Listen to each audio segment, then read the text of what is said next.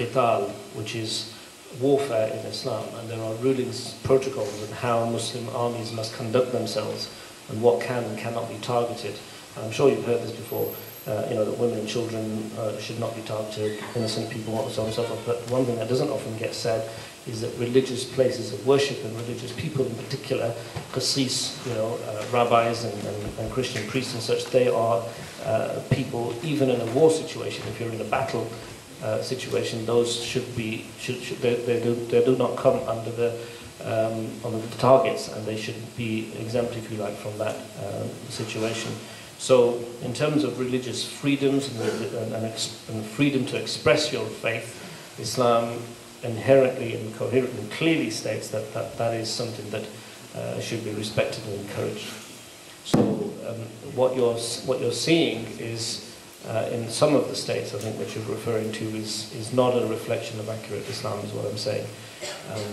And the second point that you said about kind of religious freedoms in this country or in Europe in general, even in the Americas, I was on a delegation recently to Pakistan, and it was a Christian and a Muslim delegation. There were 3 Christian preachers and 3 Christian priests and 2 imams, and the delegation was about standing up for Christian atrocities and speaking out against Muslim atrocities towards Christians in Pakistani villages.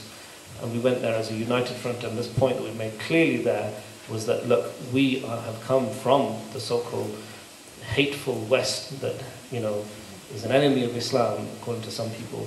We've come from there, we've flourished there, we've got, I've got an independent Islamic center, Gold teaches in an Islamic college and institution, and we've come here to say that the religious freedoms that we enjoy in the West are things that effectively a Muslim country, so-called Muslim country like Pakistan, should be standing up for. Because if you look at symbolically as well, if you look at the flag of Pakistan in particular, I'm sorry to pick that as an example, but symbolically speaking, the white element of the green flag is there as a respect and a mark of minorities in that country. And people are taken aback when we speak as Muslims like that in Muslim lands, because it's unfortunately something that not enough people are standing up against. So I take the logic of what you were trying to say, but I think essentially what I'm saying, and I'm rambling now, is that the rulings of Islam are not being presented well, and certainly not being translated in modern Muslim countries. Don't use them as examples. So what about mixed marriages? For example, if one of the husband or the wife doesn't want to accept the religion of the other one, but can they still get married? Depends what religion you're talking about. Why? There is, first and foremost, the allowance, the permissibility for Muslim women to marry, Muslim men, first of all, we'll start on that one, and we'll go to the controversial one. Muslim men are allowed to marry people of the book, so Christians, Jewish people, because of their similarity in their philosophical bases, which is that they accept the one God as the creator, and that they have a divine book as their guidance. The controversy, I'm sure we're hinting towards that, is where Muslim women are not given the same parity, and that if a Muslim woman marries a non-Muslim person, she can only marry within her faith. Is that where you were heading? Yes, and there are many problems, for example, in India. A Hindu girl or a Hindu boy wants to marry. Yeah. You've been watching too much Bollywood, haven't you? No, at all. It's from personal experience, my really friends. Right, okay. I'm sure Gul will say something more about this as well, but I'll just start off by saying that it's about preservation of faith for children and the complications that different faiths and what was said earlier about a code of conduct and a moral code within the home. And it's just not practical that we have two sets of moral codes living side by side in one particular space. It reminds me of the verse where God says that, لَوْ كَانَ فِيهِمَا آلِهَةً لَفَسَدَتَا. If there were more than one God in the heavens and the earth, then there would be corruption, because there'd be disputes about, what is going to happen with this world.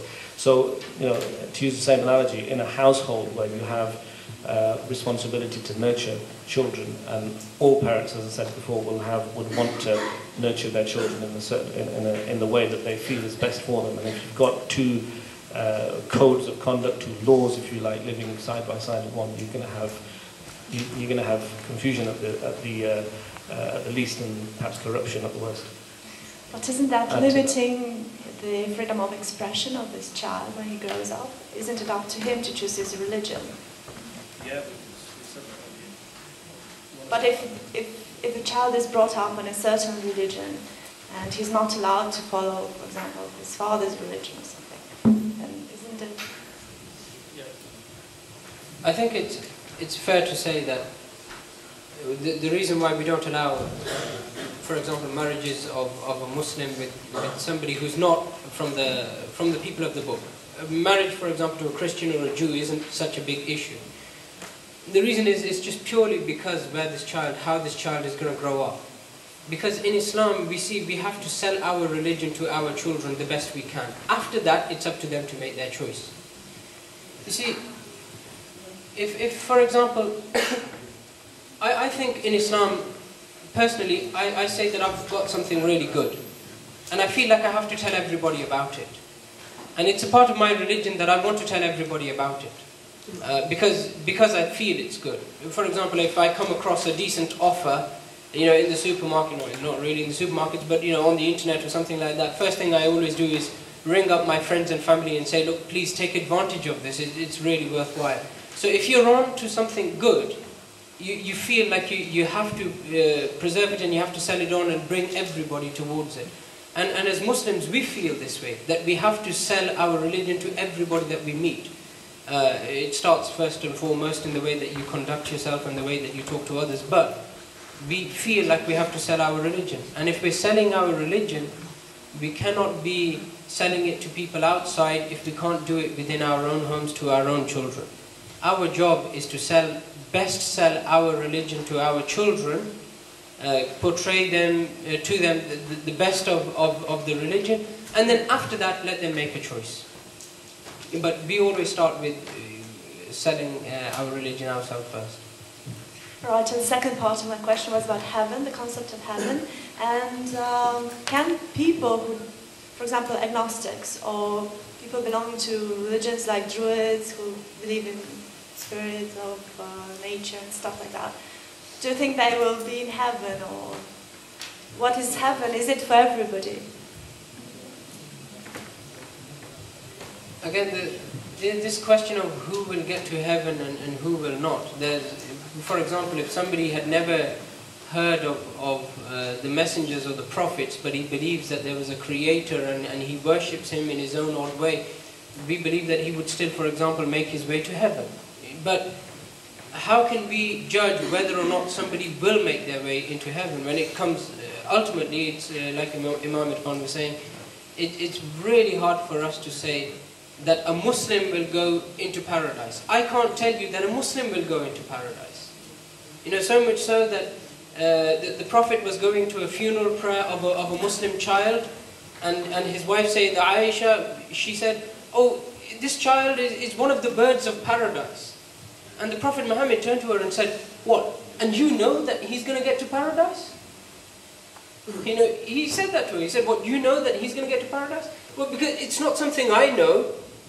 I don't know that this child, just because it's a Muslim child, that he's going to go to paradise. That's ultimately up to God. And then that's our position, that who will go to paradise, who will go to the hellfire, because it's his judgment, we'll let it be his judgment. Just slightly off track there, but again, what Gul just said there reminded me there's a funeral prayer procession that was going by, and the Prophet stood for that procession, and they all kind of said, well, what are you standing up for? That person was Jewish, right? And his reply was, وَلَيْسَتْ نَفْسٌ, was he not a human being? Was he not a soul? Was he not a creation of God? So this kind of, I really find it unhelpful, but not your question, mind you.